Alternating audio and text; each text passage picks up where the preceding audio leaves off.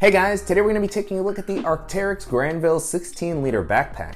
And I feel like I'm a little bit late to the party with this one and Arc'teryx in general. I know they are a very well-known brand in the outdoor space with, a reputation for really high quality products and also higher price points. So I was excited to have a chance to test out my first Arc'teryx bag. In this video, I'm going to be talking about my experience using it over the past couple of weeks. I'll show you how I've loaded it out, walk through all the features, and I'll also talk about how it compares to some of the other similar items that are currently on the market. Before jumping into the video, if you're new here, welcome. My name is Danny, and on this channel, we love reviewing popular travel and everyday carry gear. If you like these types of videos and you'd be interested in seeing more, please consider subscribing as it helps the channel out a lot. So with all that being said, let's go ahead and jump in. Starting off with the outside of the bag, I really like the overall aesthetic. Although Arc'teryx is a little bit more of an outdoor focused brand and this does have some technical fabrics, the look here is very clean and minimal. There's not a lot of straps or attachment points or pockets on the exterior. So it's an aesthetic that's going to work well across a number of environments, whether you're taking this into the office, exploring a city, traveling, or taking into the outdoors. As far as the materials, the bag is very solidly built. The exterior fabric is a ripstop nylon that leverages Arc'teryx's advanced composite construction technology, which is meant to make this very, very weather resistant. It's got taped seams. And if I was expecting a lot of rainfall, this is probably the bag that I would want to grab. It really feels like everything that's on the inside is going to be very, very well protected from the elements. And you also have watertight YKK zippers all throughout the bag. Continuing along the outside of the bag, I was a little bit sad to see that there's no external water bottle pockets. On the front, you do have this small loop at the bottom where you can attach something like a bike light. And then you also have the Arc'teryx logo on the front, which is a pretty cool logo in my opinion. It doesn't stand out too much. It is, high contrast logo with the black exterior, but not as big as some of the logos that I've seen on other well-known brands. And then at the top, you have a nice handle, which is going to allow you to hang the bag or pick it up when it's not in use. This has a pretty nice kind of seatbelt-like material, so it doesn't feel like it's going to tear. And I also like that it comes up enough to make it easy to grab the bag whenever you need to. Moving into the capacity, according to the company, the bag comes in at about 16 liters. To me, it feels like it could carry more than I would expect a 16-liter bag to carry, closer to 20 or 21 liters. This may just be due to the simpler layout that the bag has. So really like that this is a more compact EDC bag, but still provides you enough space for anything that you might need to carry with you. And then I really like the sleek silhouette that the bag has. It never gets too bulky and is going to be great for navigating crowded areas, jumping onto public transit, and carrying onto pretty much any domestic or international airline. Taking a look at the straps and the back paneling, so far the bag has been pretty comfortable to wear. There's plenty of padding on the straps, which is really soft and comfortable right out of the box. On the inside, there's no sort of air mesh, which might have helped to provide some additional breathability, but this fabric has felt really nice. You also have a slight air channel here, so I haven't noticed any issues with moisture building up. These straps are a little bit more narrow than what I would typically like to have in a day-to-day bag, but it hasn't been a huge issue given the size of the bag. Even though it can hold quite a bit, it never manages to get so heavy that I've felt any sort of pinching on my shoulders as I've been wearing these. And then you also have an adjustable and removable sternum strap to help distribute the weight. Moving into the back paneling, this has also been pretty comfortable. You have a decent amount of padding that's well distributed all throughout.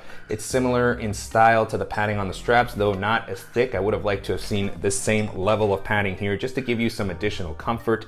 There is a removable frame sheet to help kind of give structure to the bag and distribute the weight. There is, however, not as much breathability as I would typically like to see. There's no sort of air mesh or deep air channels to provide you with ventilation, so I did notice that my back would tend to get a little bit sweatier while wearing this. Jumping into the organizational options, the bag has a pretty simple but effective pocket layout. On the top here, you have a very nice quick access pocket, which actually offers a pretty surprising amount of volume. It's going to be great even for bulkier items that you might access more regularly during the day. So currently what I have here is my GoPro.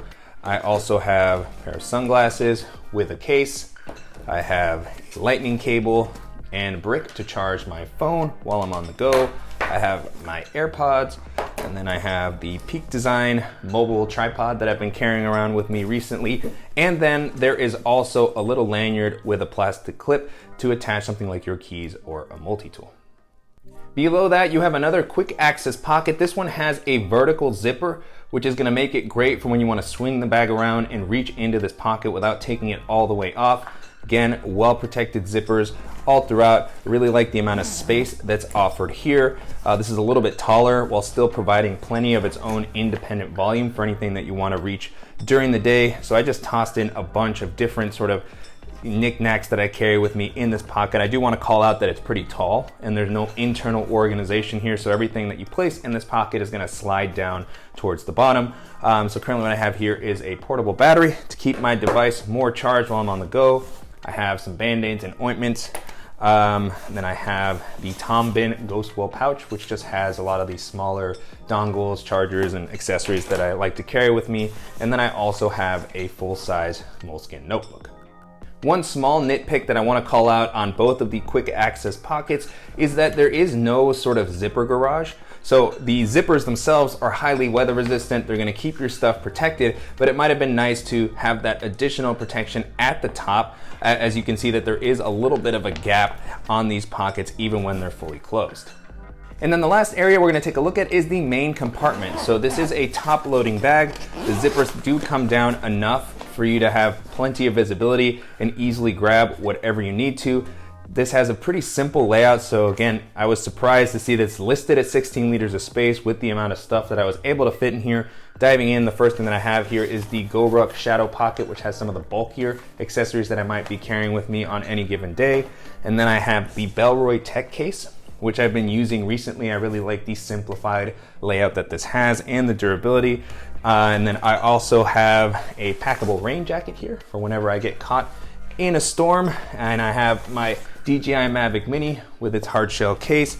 And then the last item that I have just kind of resting here is my Levitate portable standing desk. Now with the compartment empty, you can get a better look at the inside.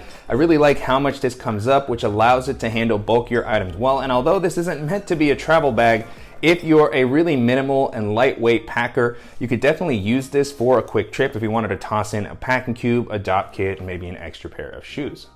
On the lid of this main compartment, you have a zipper that allows you to access the lower quick access pocket that we saw earlier in the video. So that's the one that has this vertical zipper.